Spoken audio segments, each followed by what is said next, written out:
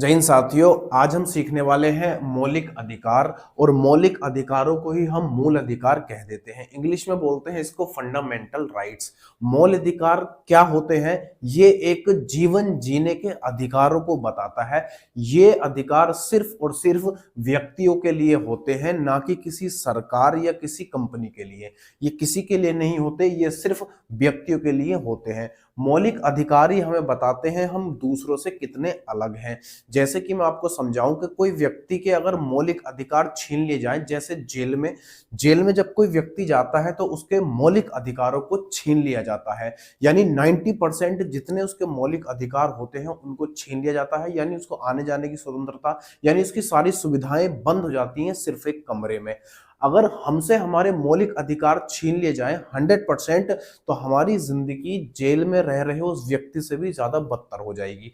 इसलिए मौलिक अधिकार हमें ये बताते हैं कि हमारे जीने के प्रति क्या क्या अधिकार हैं और हम क्या क्या कर सकते हैं। तो मौलिक अधिकार भाग 3 में है। अगर मौलिक अधिकार भाग 3 में है तो कहीं ना कहीं आर्टिकल में रखा गया होगा। तो इसके लिए जो अनुच्छेद है वो 12 से लेकर 35 तक है। हमारे जो मौलिक अधिकार हैं उनको प्राकृतिक रूप से हमें मिले हैं, इसलिए इसको नैसर्गिक भी बोला जाता है। ठीक है भाई, मौलिक अधिकार हमारे मौलिक अधिकार है, ना कि कानूनी अधिकार है। इसका फर्क समझिए, दोनों का क्या फर्क है। मौलिक अधिकार जो होते हैं उनको ना तो हमसे कोई पब्लिक छीन सकती है और ना ही गवर्नमेंट हमसे छीन सकती है, यानी कि सरकार भी हमसे हमारे मौलिक अधिकार नहीं छीन सकती। लेकिन कानूनी अधिकार में क्या होता है, इसमें पब्लिक हमारे मौलिक अधिकारों को नहीं छीन सकती है, लेकिन गवर्नमेंट हमारे मौलिक अधिकारों को छीन सकती है। इसलिए हमारे मौलिक अधिकार हैं, ना कि कानूनी अधिकार हैं। पहले तो आप इस बात को समझिए। अब इस मौलिक अधिकार में क्या क्या सवाल बन सकते हैं वो मैं सारे के सारे आपको समझा दूंगा। और कब कब कहां कहां से मतलब कहां से सवाल पूछे गए हैं अब तक एग्जाम में, वो भी मैं आपको सिखाऊंगा। यानी मैं आपको यहाँ पर दो बातें बहुत इंपॉर्टेंट सिखाऊंगा। एक तो ये कि मौलिक अधिकार क्या होते हैं और हमारा जीवन जीने के प्रति कौन कौन से अधिकार हैं, पहला तो हम ये सीखेंगे। दूसरा, एग्जाम में यहां से कौन कौन से सवाल बनते हैं वो भी हम यहां से सीखने वाले। तो पहली स्लाइड पे मैंने आपको ये समझाया कि मौलिक अधिकार क्या होते हैं। मौलिक होते हैं, ना कि कानूनी अधिकार होते हैं। मौलिक अधिकार भाग 3 में रखे गए हैं और आर्टिकल यानी कि अनुच्छेद 12 से 35 तक है। मौलिक अधिकार केवल व्यक्तियों को मिलते हैं, किसी गवर्नमेंट या कंपनी को नहीं मिलते। मौलिक अधिकारों को प्राकृतिक रूप से मिलते हैं, इसलिए इनको नैसर्गिक भी कहा जाता है। इतनी बात आपको समझ में आई होगी। स्क्रीनशॉट फटाक से इसमें मार दो। ठीक है भाई, स्क्रीनशॉट मार दो और अगली स्लाइड पर हम आ जाते हैं। देखो, मैंने भी आपको क्या समझाया था, मैंने आपको ये समझाया था कि मौलिक अधिकार जो होते हैं हमारे मौलिक अधिकार हैं, गवर्नमेंट नहीं छीन सकती है और ना ही पब्लिक हमसे मौलिक अधिकार छीन सकती है। अगर हमसे हमारे मौलिक अधिकार छीन लिए गए तो हमारी जिंदगी कैसी हो जाएगी? जेल में रह रहे उस व्यक्ति से भी ज्यादा बदतर हो जाएगी। समझ रहे हो बात को? क्योंकि मौलिक अधिकार ही हमें ये बताते हैं हम कहीं भी आ जा सकते हैं, कहीं भी घूम सकते हैं, कहीं भी व्यापार कर सकते हैं, ये सारे काम कर सकते हैं। कब? जब तक हमारे पास हमारे मौलिक अधिकार हैं। मौलिक अधिकार भाग 3 में है। और दूसरा पॉइंट इसमें सबसे ज्यादा इंपॉर्टेंट है कि मौलिक अधिकार कहां से लिए गए हैं? यूएसए से लिए गए हैं। मौलिक अधिकार जो हमारे पास है उनको फ्रांसीसी भाषा में मैग्ना कार्टा कहा जाता है। ये बात बहुत ज्यादा इंपॉर्टेंट है। सवाल यहां से ये बनता है कि कौन से भाग को मैग्ना कार्टा कहा जाता है। तो भाग 3 को मैग्ना कार्टा कहा जाता है। ये सवाल कई बार पूछा गया है। ये जो सवाल है मेरे दोस्त, कई बार पूछा गया है कि जो हमारे मौलिक अधिकार हैं उनको क्या कहते हैं, या मैग्ना कार्टा कौन से भाग को कहा जाता है। तो मैग्ना कार्टा मौलिक अधिकार को कहा जाता है और भाग 3 को कहा जाता है। कहां से लिया गया है हमने? तो यूएसए यानी अमेरिका से लिया है। ये मैग्ना कार्टा जो शब्द है, मौलिक अधिकारों को ही फ्रांसीसी भाषा में मैग्ना कार्टा कहते हैं। और इस मैग्ना कार्टा का प्रयोग यानी कि उपयोग सबसे पहला जो किया गया था वो ब्रिटेन में किया गया था। ये बात आपको इतनी पल्ले पड़ गई होगी, समझ में आ गई होगी। फंडामेंटल राइट्स यानी कि जो मौलिक अधिकार है वो हमारे लिए जितने ज्यादा जरूरी हैं उतने ही ज्यादा वो कभी कभी घातक भी हो जाते हैं। समझाता हूं कैसे कि हमारे लिए मौलिक अधिकार घातक क्यों बन जाते हैं। जैसे अभी आपने देखा होगा उत्तर प्रदेश पुलिस जो 60,244 की वैकेंसी निकली थी, तो उसमें पेपर लीक हो गया था। और उस पेपर को री एग्जाम कराने के लिए कि ये पेपर दोबारा से हो जाए, तो हमने आंदोलन किया। यानी आंदोलन हमने क्यों किया? शांतिपूर्वक किया। ये हमारे पास अधिकार था, लेकिन ये अधिकार हमारे लिए घातक कब बन जाएगा? ये उस समय घातक बन जाएगा कि जब कोई बाहर का देश आकर हम पे हमला करे, या कोई आक्रमण कर दे, या युद्ध शुरू कर दे, या हमारा युद्ध किसी से छिड़ जाए, और हम ये कहें गवर्नमेंट से जाकर या सरकार से जाकर, या हम कोई आंदोलन करें कि नहीं जी हमें नौकरी दो, हमारे लिए वैकेंसी निकालो या री एग्जाम कराओ, तो ये हमारा अधिकार भले ही है, गवर्नमेंट नहीं छीन सकती, लेकिन ऐसी स्थिति में आकर ये अधिकार घातक बन जाता है। तब हम ऐसा नहीं कर सकते हैं। अगर हमने ऐसा किया तो गवर्नमेंट हमें डांटेगी, डपटेगी, गिरफ्तार कर लेगी, यानी कि जेल में डाल देगी।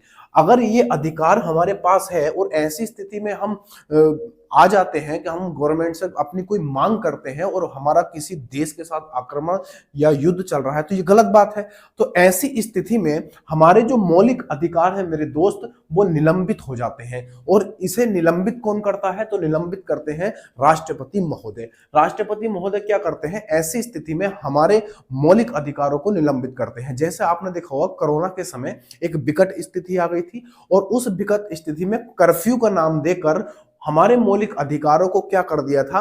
निलंबित कर दिया था, और हमें अपने ही घर में बंद होना पड़ा था। तो उस समय हमारा जो कहीं पर आने जाने का अधिकार था वो छीन लिया गया था, या व्यापार करने का अधिकार था वो सब छीन लिए गए थे। लेकिन ये अधिकार जो थे ये सिर्फ क्या थे? हमारे निलंबित किए गए थे, यानी सस्पेंड किए गए थे।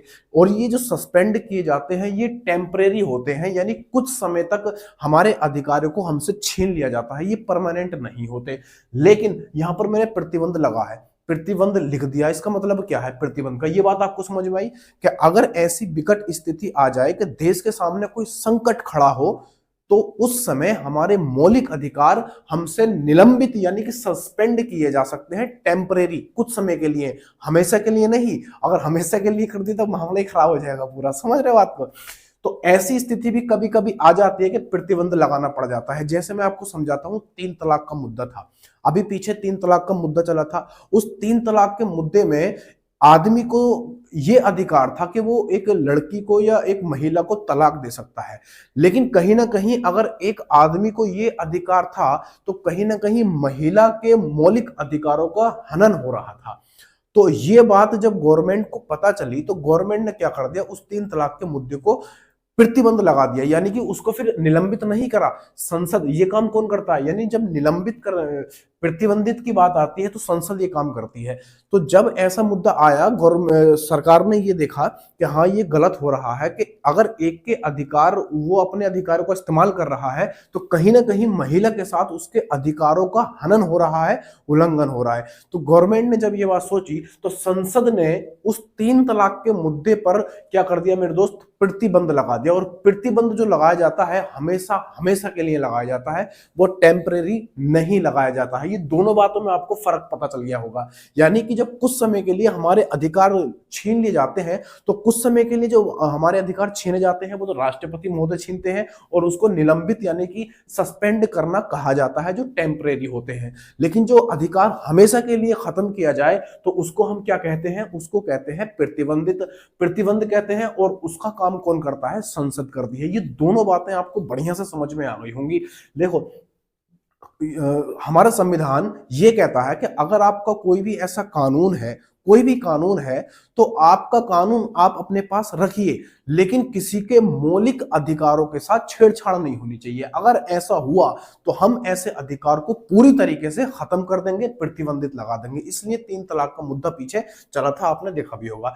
अब बात कभी कभी ये आती है कि संसद के पास ये शक्ति है कि वो हमारे मौलिक अधिकारों को हमेशा के लिए प्रतिबंधित कर सकती है, हमेशा के लिए। और संसद में तो भाई उसकी चलती है जिसकी सरकार होती है, हाँ या ना? जिसकी सरकार होती है उसी की तो संसद में चलती है। अब ऐसा हो सकता है कि अगर ये कह दे, गवर्नमेंट ये कह दे कि जो विपक्ष का पार्टी है उसका मौलिक अधिकार ही सबके सब छीन ले, तो विपक्ष के जो होंगे या जो चुनाव लड़ेंगे उनके मौलिक अधिकारों को ही अगर छीन लेगा, तो वो चुनाव में खड़े नहीं होंगे। बार बार एक ही पार्टी जीतेगी, और वो कौन सी पार्टी जीतेगी? वही जीतेगी जिसकी संसद में चल रही होगी, जिसकी सरकार होगी। तो फिर ऐसा क्या किया जाए कि जिसके मौलिक अधिकारों को बिल्कुल पुख्ता तरीके से कोई उसकी सुरक्षा रखा या व्यवस्था करने वाला हो। तो फिर फिर संविधान ने ये सोचा कि अगर हम ऐसा कर दें कि हमारे मौलिक अधिकारों के साथ कोई उल्लंघन कर रहा हो या बेतरतीब तरीके से उनके साथ छेड़छाड़ कर रहा हो, तो हमारे मौलिक अधिकारों की रक्षा मेरे दोस्त कौन करेगा? तब हमारे मौलिक अधिकारों की रक्षा सुप्रीम कोर्ट और हाई कोर्ट करेगा। ये बात आपको समझ में आई? तीनों बातें बढ़िया से आपके दिमाग में बैठ गई होंगी। यानी कि अगर बेतरतीब मतलब जिसका कोई औचित्य ही नहीं है, लेकिन फिर भी हमसे हमारा अधिकार यानी कि हमारे मौलिक अधिकार छीने जा रहे हैं, उस वक्त हमारे मौलिक अधिकारों की जो रक्षा करेगा वो कौन करेगा? सुप्रीम कोर्ट और हाई कोर्ट करेगा। और यहां से सुप्रीम कोर्ट और हाई कोर्ट एक रिट जारी करते हैं। सुप्रीम कोर्ट एक रिट जारी करता है, आर्टिकल 32 में दिया गया है, और हाई कोर्ट जो रिट जारी करता है वो आर्टिकल 226 में दिया गया है। अब यहां से बनने वाले सवाल में आपको बता देता हूं क्या क्या पूछा जाएगा। सवाल जो पूछे जाएंगे यहां से, सबसे पहला सवाल ये पूछा जाएगा जो हमारे मौलिक अधिकार हैं वो कहां से लिए गए हैं? तो आप बता दोगे अमेरिका से लिए गए हैं। ध्यान से सुनना क्या क्या सवाल यहां से बन सकते हैं, समझ लो। ये सब चीजें प्रक्रिया आपको समझ में आ गई होगी। अब मैं सवाल बता रहा हूं। तो मौलिक अधिकार कहां से लिए गए दोस्त? तो ये लिए गए हैं अमेरिका के संविधान से। दूसरा, ये जो हमारा फ्रांसीसी भाषा शब्द है, जिसको मौलिक अधिकारों को ही फ्रांसीसी भाषा में क्या कहते हैं? मैग्ना कार्टा बोलते हैं। या ये सवाल बन जाएगा कि मैग्ना कार्टा किसको बोलते हैं? तो मौलिक अधिकार को बोलते हैं, और भाग 3 को बोलते हैं। अगला आ जाता है हमारा जो हमारे फंडामेंटल राइट्स या मौलिक अधिकार है वो जरूरी है और घातक भी है। कब जरूरी है, कब घातक है, ये मैंने आपको दोनों बता दिया है। फिर दूसरा है मौलिक अधिकारों पर कुछ समय के लिए निलंबित कौन कर सकता है? तो वो राष्ट्रपति महोदय कर सकते हैं, जो सस्पेंड उसको इंग्लिश में कहा जाता है। और ये कैसे होते हैं? टेम्परेरी होते हैं। दूसरा, हमारे मौलिक अधिकारों पर प्रतिबंध लगा सकता है कौन? संसद लगा सकता है। संसद के पास ये शक्ति है कि वो हमेशा के लिए हमारे मौलिक अधिकारों पर भी प्रतिबंध लगा सकता है, अगर वो गलत तरीके से हुआ तो। अगर कोई गलत तरीके का मौलिक अधिकार, ऐसा कोई मौलिक अधिकार जैसा 3 तलाक था, मैंने अभी आपको समझाया, अगर वो बेतरतीब था, कहीं एक आदमी को तो उसका फायदा मिल रहा था, लेकिन एक व्यक्ति को, एक महिला को उसके मौलिक अधिकार का हनन हो रहा था, तो उस पर प्रतिबंध किसने लगा दिया था? संसद ने लगा दिया था। और ये वाली पावर किसके पास है? प्रतिबंध लगाने की संसद के पास है। और ये प्रतिबंध जो लगाया जाता है ये परमानेंट लगाया जाता है, जैसे 3 तलाक पर लगाया। 3 तलाक का मुद्दा क्या है उसको भी थोड़ा सा मैं टच करके चलूंगा, लेकिन आगे अभी नहीं। जब हम आर्टिकल पढ़ेंगे तब मैं आपको समझाऊंगा। लेकिन बेतरतीब तरीके से हमारे मौलिक अधिकारों को अगर कोई छीनेगा तो उसकी रक्षा कौन करेगा? सुप्रीम कोर्ट और हाई कोर्ट करेगा। सुप्रीम कोर्ट के कौन से आर्टिकल के तहत करेगा? ये सवाल कई बार पूछा गया है कि जो सुप्रीम कोर्ट है वो मौलिक अधिकारों को अगर उल्लंघन हो रहा है तो कौन से आर्टिकल के तहत वो रिट जारी करता है। इसमें रिट जारी होती है आर्टिकल 32 के तहत होती है, और इसमें जो हाई कोर्ट रिट जारी करता है वो आर्टिकल 226 के तहत रिट जारी करता है। ये दोनों पॉइंट आप बढ़िया से देख लेना, सारे के सारे इंपोर्टेंट जरूरी है। आगे आ जाते हैं। आगे क्या है, आगे देख लेते हैं। देखो यहां पर लिखा है मैंने मौलिक अधिकार, और मौलिक अधिकार यहां पर बाद योग्य है और दूसरा है वर्तनीय। इन दोनों का मतलब समझते हैं। सवाल यहां से भी बनेंगे, क्या क्या सवाल बनेंगे वो समझाता हूं। मौलिक अधिकार हमारे बाद योग्य है। सवाल पहले तो ये बन जाएगा, क्या हमारे मौलिक अधिकार वाद योग्य हैं? तो यहां पर हाँ और ना हमसे सवाल पूछा जाएगा, हाँ और ना। तो हमारे जो मौलिक अधिकार हैं दोस्तों, वो क्या हो जाते हैं?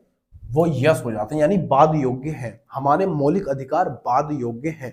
अब बाद योग्य है का क्या मतलब है? यानी अगर हमारे साथ कोई ऐसा हो रहा हो, जैसा आपने कई बार देखा होगा, कभी कभी एग्जाम में सवाल कोई गलत आ जाता है और उसका आंसर जो आयोग होता है वो कुछ और दे देता है, तो हम क्या करते हैं, उस पर चर्चा करने के लिए उसको मतलब चैलेंज करते हैं उस सवाल को कि इसका आंसर ये नहीं ये होगा। क्यों? क्योंकि वो हमने पढ़ा कुछ और है और है कुछ और, यानी उसका आंसर कुछ और है और दिया कुछ और है। तो हम कोर्ट में जाते हैं और कोर्ट में जाके जैसे फिर हम वहां पर वाद विवाद करते हैं। वाद विवाद मतलब बातचीत करते हैं कि इसका आंसर ये नहीं ये होगा। ये हमारे मौलिक अधिकार के खिलाफ है। इसका आंसर ये सटीक तरीके से आयोग इसको ये मान रहा है। तब हमारे पक्ष में क्या आता है, वो बात आ जाती है। तो हमारे जो अनमोल अधिकार हैं वो वाद योग्य है, बिल्कुल सही बात है, वाद योग्य है, हम चर्चा कर सकते हैं सुप्रीम कोर्ट या हाई कोर्ट जाकर अपने मौलिक अधिकारों के लिए। दूसरा, क्या ये वर्तनीय है, सवाल दूसरा बनेगा, मौलिक अधिकार क्या वर्तनीय है? तो हम कहेंगे हाँ भाई बिल्कुल वर्तनीय है। वर्तनीय का मतलब होता है फोर्सफुली। फोर्सफुली क्या है? अगर सुप्रीम कोर्ट और हाई कोर्ट में ऐसा ऐसा कोई मौलिक अधिकार है या हमें ऐसा लगता है कि हमारे साथ कुछ गलत हो रहा है और ये मौलिक अधिकार के अकॉर्डिंग बिल्कुल सही है, तो हम सुप्रीम कोर्ट या हाई कोर्ट जाकर, जो भी हमारे नजदीक हो, हम जाकर वहां पर फोर्सफुली कह सकते हैं कि ये बात हमारे लिए बिल्कुल सही है, ये उनका मौलिक अधिकार है, ये हमें देना चाहिए। तो हमारे जो मौलिक अधिकार हैं वो वाद योग्य भी हैं और दूसरा वर्तनीय भी है। यानी फोर्स, अगर ऐसा प्यार से नहीं कहते, नहीं प्यार से नहीं मानोगे तो फिर थप्पड़ मार के भी दे देंगे, वो वाले किस्सा यहाँ पर हो जाता है, समझ रहे हो? तो मौलिक अधिकार हमसे हमारे कोई नहीं छीन सकता और उसकी रक्षा करने वाले दो लोग हैं, वो कौन है? सुप्रीम कोर्ट और हाई कोर्ट। हाई कोर्ट हर राज्य में अलग होते हैं, कभी कभी एक हाई कोर्ट कई कई राज्यों को भी देख लेता है, ठीक है भाई। यहां पर अगला आ जाता है, देखो मौलिक अधिकार जो है, सबसे पहले मौलिक अधिकारों की जो चर्चा की गई थी वो नेहरू रिपोर्ट में की गई थी 1928 में। और मौलिक अधिकारों की जब चर्चा 1928 में की तो कुछ समय के बाद इसमें एक अधिवेशन आया जिसका नाम था कराची अधिवेशन, और यह आया था 1931 में। दोनों को छाप के मारो। सवाल यहां से क्या बनेगा सवाल यहां से यह बनेगा कि मौलिक अधिकारों की सबसे पहले चर्चा कहां पर की गई थी? तो आप अच्छे से कह दोगे, सबसे पहले जो चर्चा हुई थी वो नेहरू रिपोर्ट में हुई थी। और कब हुई थी मेरे दोस्त? तो ये हो गई थी 1928 में, ठीक है भाई। फिर आगे आ जाता है कि मौलिक अधिकारों के लिए सबसे पहले जो अधिवेशन हुआ था तो कहां पर हुआ था? बोले कराची में हुआ था, कराची अधिवेशन। और ये कब हुआ था मेरे दोस्त? तो ये हुआ था 1931 में। ये दोनों बातें आपको समझ में आई? जल्दी से स्क्रीनशॉट मार दो। जैसे ही आप स्क्रीनशॉट मारोगे हम आगे चले जाएंगे। आगे क्या था भाई? आगे था इसके अंदर मूल अधिकारों की जो कैटेगरी है मेरे दोस्त वो 6 है। पहले आप इस बात को समझ लो, जो मूल अधिकार है हमारे, उन मूल अधिकारों की जो कैटेगरी है वो कितनी है? 6 हो जाती है। अब वो 6 कौन कौन सी हम उसको समझ लेते हैं, फिर आगे पढ़ेंगे। क्योंकि हमारे जो मौलिक अधिकार हैं वो 12 से लेकर कहां तक है? 35 तक है। तो इनको एक ही स्लाइड में नहीं रखा गया है, इनको 6 स्लाइड यानी 6 कैटेगरी में रखा गया है। पहला कैटेगरी आ जाती है परिभाषा एवं अल्पीकरण, और ये हमारे आर्टिकल 12 और 13 में है। यानी कि आर्टिकल नंबर 12 में मौलिक अधिकारों की क्या है? परिभाषा है। और आर्टिकल नंबर 13 में क्या चीज है? आर्टिकल 13 में है अल्पीकरण। अल्पीकरण क्या चीज होती है ये आर्टिकल 13 में समझ जाएंगे। फिर दूसरा आ जाता है हमारा जो मौलिक अधिकारों की दूसरी कैटेगरी है वो है समानता का अधिकार। समानता का जो अधिकार है वो आर्टिकल नंबर 14 से लेकर 18 तक है, इसको भी हम समझेंगे। अभी फिलहाल हम क्या समझ रहे हैं? कैटेगरी समझ रहे हैं। उसके बाद आ जाता है हमारा आर्टिकल नंबर 3। आर्टिकल नंबर 3 में है स्वतंत्रता का अधिकार। स्वतंत्रता का अधिकार क्या है? स्वतंत्रता का अधिकार होता है हमारा 19 से लेके 22 तक है, ये हमारा स्वतंत्रता का अधिकार है। फिर चौथा आ जाता है शोषण के विरुद्ध अधिकार, और ये कहां तक है? ये 23 से 24 तक हो जाता है, ठीक है भाई। जल्दी से स्क्रीनशॉट मारो फिर हम आगे चलेंगे, ठीक है।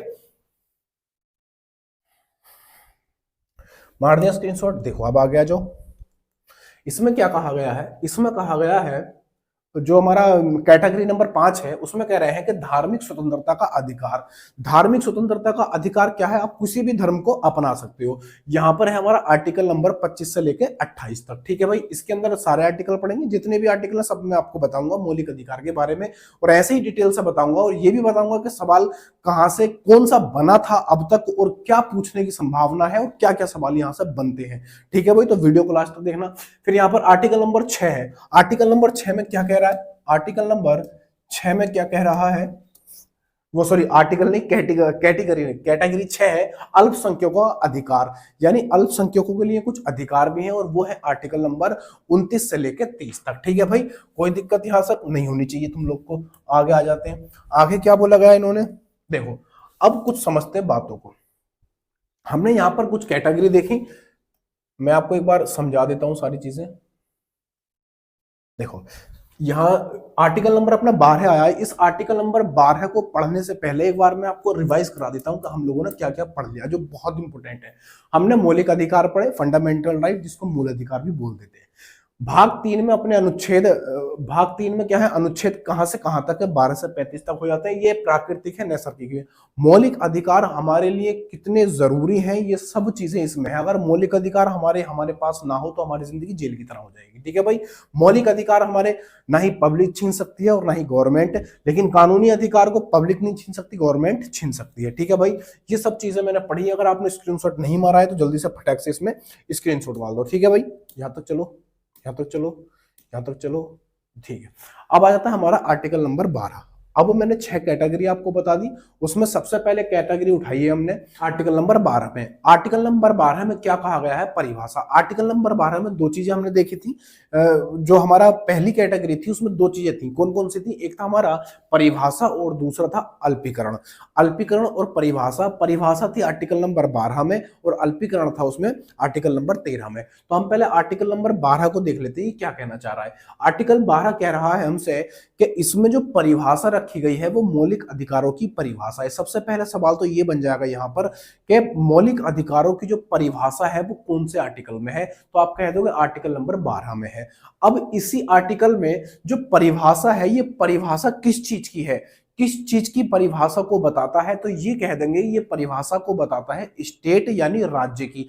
अब ये राज्य क्या चीज है, इस चीज को आप समझो। राज्य क्या इस तरह से है जैसे उत्तर प्रदेश, बिहार, महाराष्ट्र, गुजरात, राजस्थान, क्या ये इस वाले स्टेट की बात कर रहा है? नहीं, संविधान की भाषा थोड़ी अलग होती है बाबू, इसलिए इसमें जो राज्य कहा गया है वो कहा गया है सेंट्रल गवर्नमेंट को, स्टेट गवर्नमेंट को और इलेक्ट्रिक बोर्ड और ओएनजीसी या वीएमसी।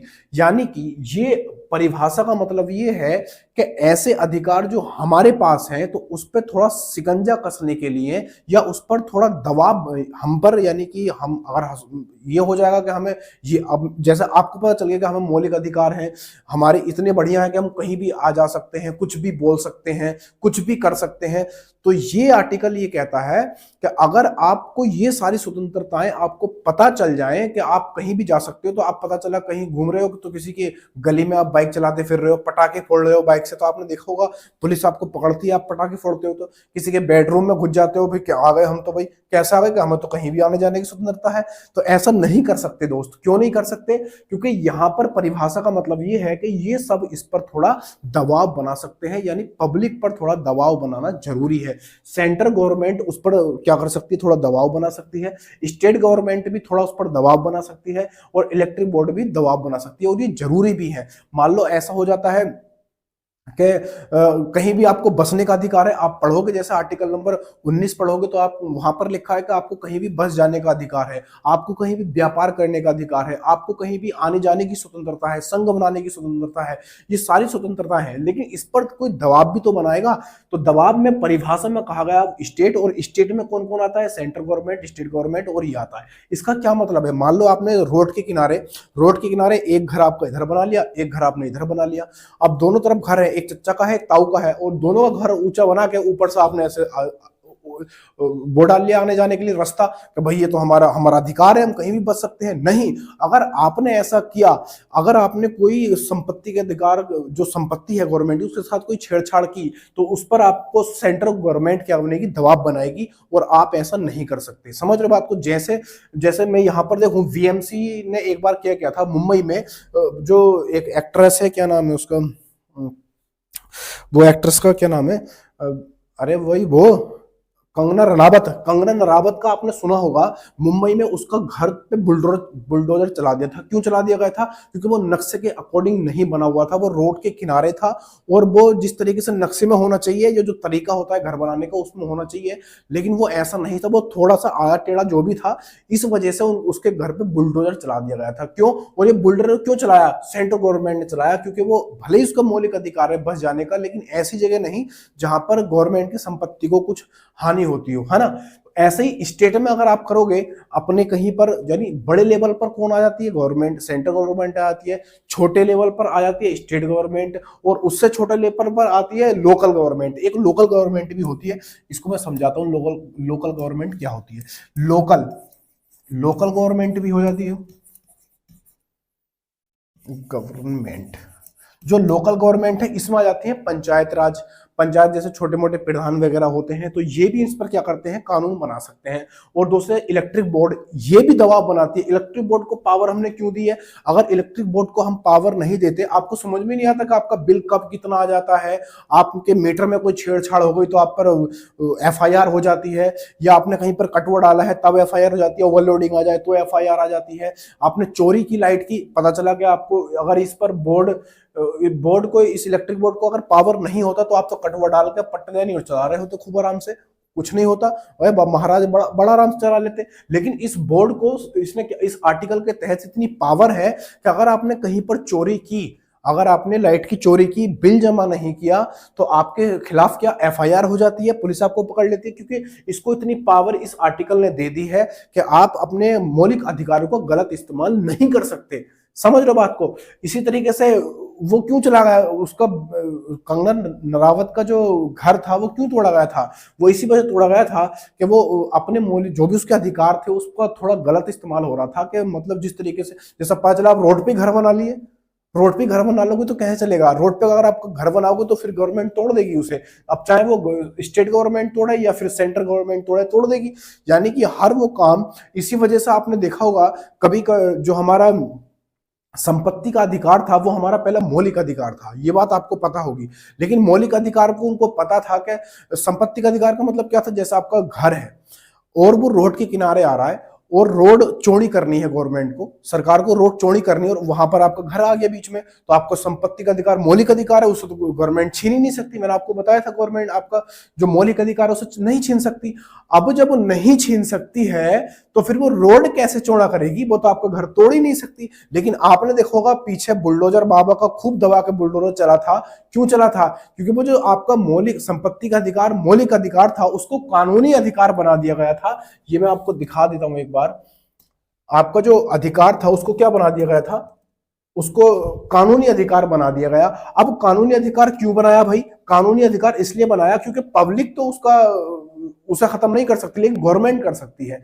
तो इसी वजह से जब भी आपका घर किसी रोड के किनारे वगैरह आता है तो वो आपका घर का तोड़कर मुआवजा दिया जाता है, ताकि गवर्नमेंट अपनी सड़क निकाल सके। बात समझ में आई इतनी?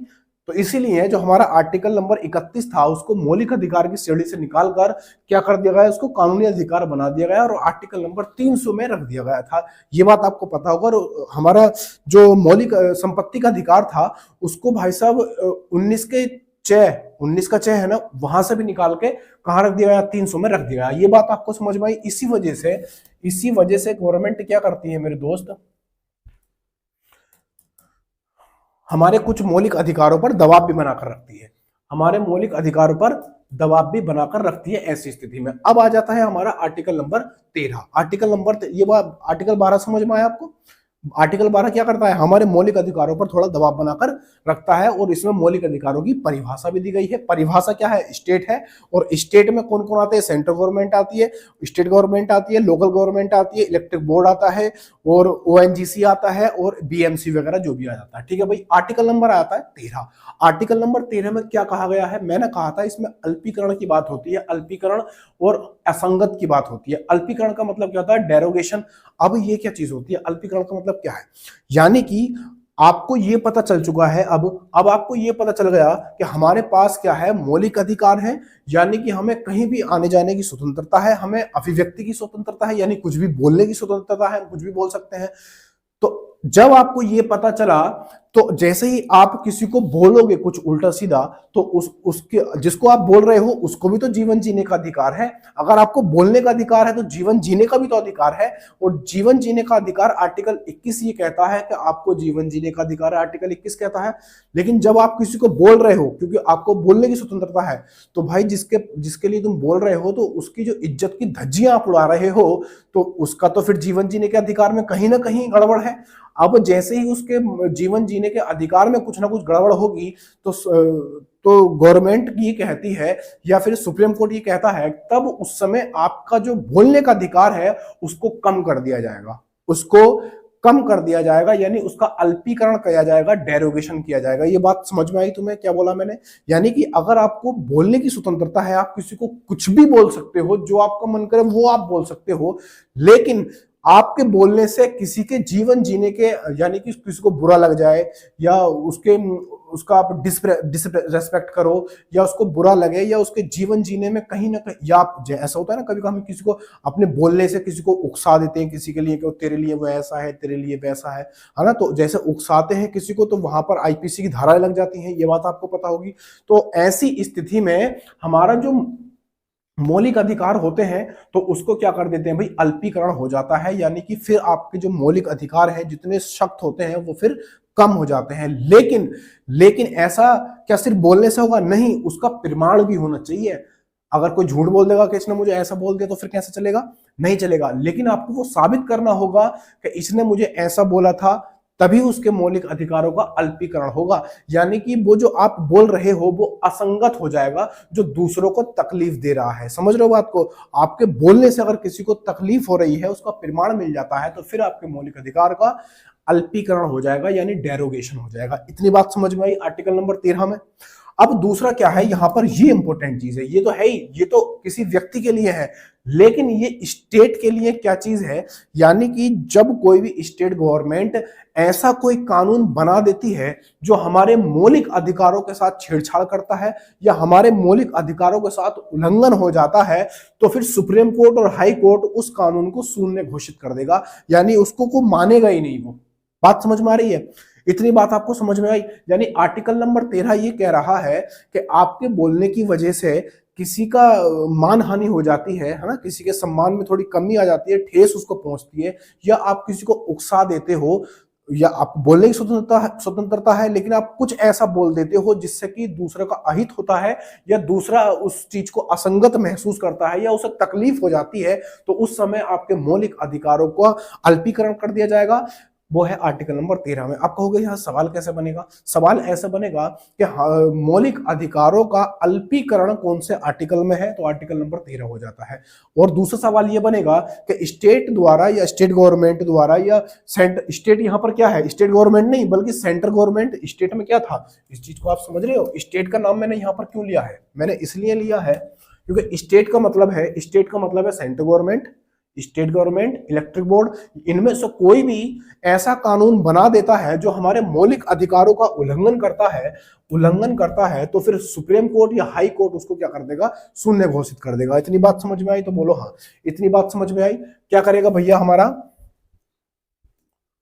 ऐसे मौलिक अधिकार को, ऐसे कानून को सुप्रीम कोर्ट क्या कर देगा, शून्य घोषित कर देगा। कौन से आर्टिकल में? आर्टिकल नंबर 13 में था। ठीक है भाई, आगे आ जाते। अब यहां पर देखो, अगर आपको ये पता चल गया कि अगर किसी ने हमारे लिए कुछ ऐसा बना दिया, चाहे वो स्टेट गवर्नमेंट ने बनाया हो, सेंट्रल गवर्नमेंट ने बनाया हो, तो सुप्रीम कोर्ट कहीं ना कहीं उसको शून्य घोषित कर देगा। अब यहां पर आता है हमारा संविधान। यहां पर लिखा है मैंने प्री और यहां पर पोस्ट, यानी कि हमारा जो संविधान है वो 26 जनवरी 1950 को लागू हुआ और इस संविधान के अंदर ही हमारे क्या है, मौलिक अधिकार है। इस बात को समझना, बड़ी अच्छे से समझना, बहुत मजा आएगा आपको। यहां पर जो हमारे मौलिक अधिकार है, ये संविधान ये कहता है कि इससे पहले, प्री का मतलब है यहां पर प्री कॉन्स्टिट्यूशन, यानी कि पहले का संविधान। 26 जनवरी 1950 को हमारा संविधान लागू हुआ, लेकिन इससे पहले भी कुछ कानून चल रहे थे, जैसा आईपीसी और सीआरपीसी चल रही थी। आईपीसी हमारी 1860 में आई थी और सीआरपीसी भी उसी के आसपास आई थी। तो इस संविधान के लागू होने से पहले भी कुछ हमारे कानून चल रहे थे, यानी कि इससे पहले के संविधान प्री कॉन्स्टिट्यूशन, यानी कि आईपीसी और सीआरपीसी, ऐसे जो संविधान थे। तो ये कहता है कि पहले के जो आपके संविधान, जो कानून है, जो पहले के कानून है ना, जो इस समय से पहले के कानून है, वो तुम्हारे कानून लागू रहेंगे। इसके साथ इससे पहले जो कानून बने हुए हैं वो आपके कानून बरकरार रहेंगे, कोई दिक्कत नहीं है।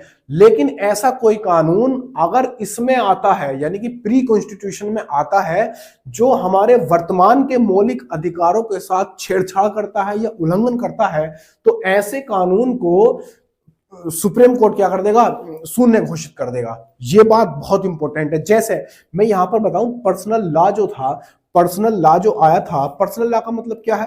पर्सनल लॉ का मतलब हो जाता है यहां पर पर्सनल लॉ, पर्सनल लॉ का मतलब ये है जैसे हिंदू और मुस्लिम, मुस्लिम और हिंदुओं का अलग अलग कानून होते हैं। जैसे मुसलमानों का एक अलग कानून होता है जो सिर्फ उन पर ही लागू होता है, और हिंदुओं का अलग कानून होता है। लेकिन मुसलमानों के कानून हिंदुओं पर लागू नहीं होते और हिंदुओं के कानून मुसलमानों पर लागू नहीं होते। कुछ ऐसे होते हैं जैसे कि इस मुस्लिम कानून में ही 3 तलाक का एक मुद्दा था, और ये 3 तलाक का जो मुद्दा था, जो मैंने बताया था, जो सायरा बानू सुप्रीम कोर्ट चली गई थी, इन्होंने क्या किया था, जब 3 तलाक से जो आदमी जो था उस 3 तलाक देकर औरत को छोड़ देता था, यानी महिला को छोड़ देता था। तो उसमें क्या किया, सायरा बानू ने सुप्रीम कोर्ट में जाके वो कर दिया, मतलब दावा कर दिया, सुप्रीम कोर्ट में जाकर दावा कर दिया। तो वहां पर सुप्रीम कोर्ट में क्या हुआ, मौलवी साहब चले गए कि ये तो हमारा पर्सनल कानून है, पर्सनल कानून में जो संविधान है वो छेड़छाड़ नहीं कर सकता, उसमें दखल अंदाजी नहीं कर सकता। तब संविधान ने कहा, ओ आपको पता नहीं है बढ़िया से, हमने ये कहा था जो इससे पहले के 26 जनवरी 1950 को जो संविधान लागू हुआ था, उससे पहले का जो संविधान है, जो कानून है, जो भी कानून है, वो बरकरार रहेंगे, बशर्ते ऐसा कोई कानून जो इस संविधान से पहले का है, जो 26 जनवरी 1950 से पहले का जो कानून है, वो वर्तमान के मौलिक अधिकारों के साथ छेड़छाड़ नहीं करता हो। अगर उसने ऐसा छेड़छाड़ की तो उस कानून को हम शून्य घोषित कर देंगे। क्या कर देंगे? शून्य घोषित कर देंगे, यानी प्रतिबंध लगा देंगे, और ये काम संसद करती है। समझ रहे हो बात को? ये बात मैंने आपको बताई थी। यानी कि इसमें जो पहला कानून था 3 तलाक का था, अब 3 तलाक वैसे खत्म नहीं हुआ है। देखो 3 तलाक में 3 चीजें आती हैं, 3 तलाक में 3 चीजें आती है। एक आता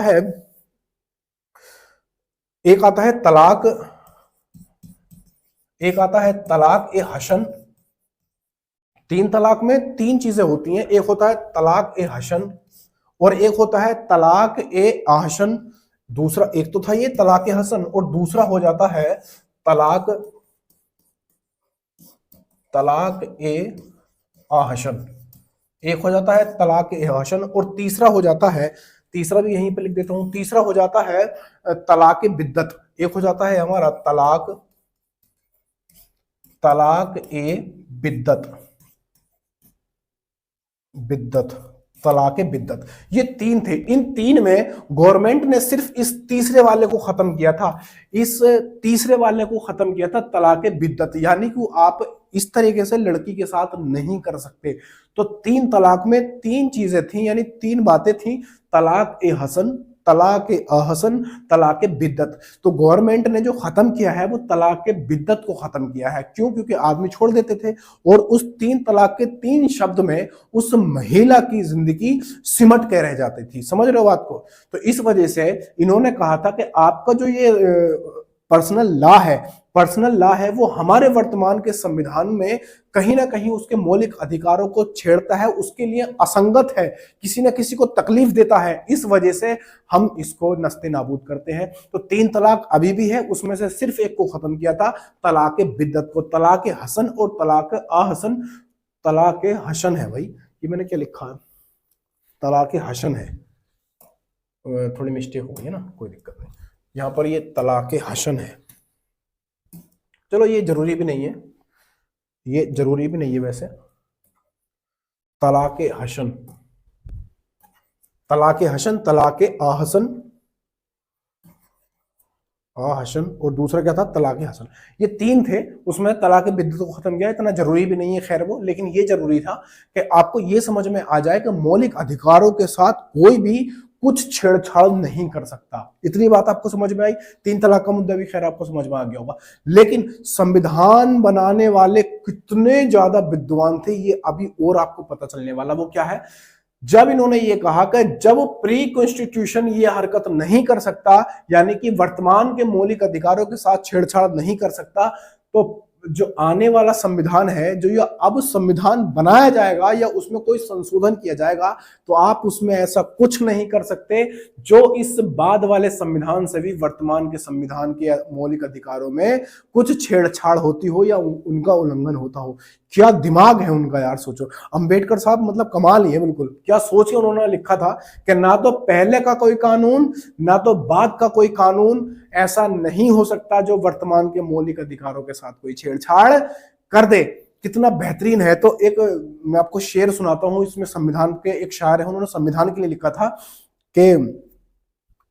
कि मैं तुम्हारी हर तकलीफ का एक मुकम्मल इलाज हूं, कभी वक्त मिले तो मुझे पढ़ना, मैं भारत का संविधान हूं। जय हिंद साथियों, आज तक हम यहीं पर रखते हैं। आज की क्लास आपको कैसी लगी कमेंट करके जरूर बताना। नए हो तो चैनल को सब्सक्राइब कर लेना, ताकि आप हर रोज इससे बेहतरीन बेहतरीन बातें और अपने मौलिक अधिकार, अपने मूल कर्तव्य, पूरे संविधान को बढ़िया से सीख सको।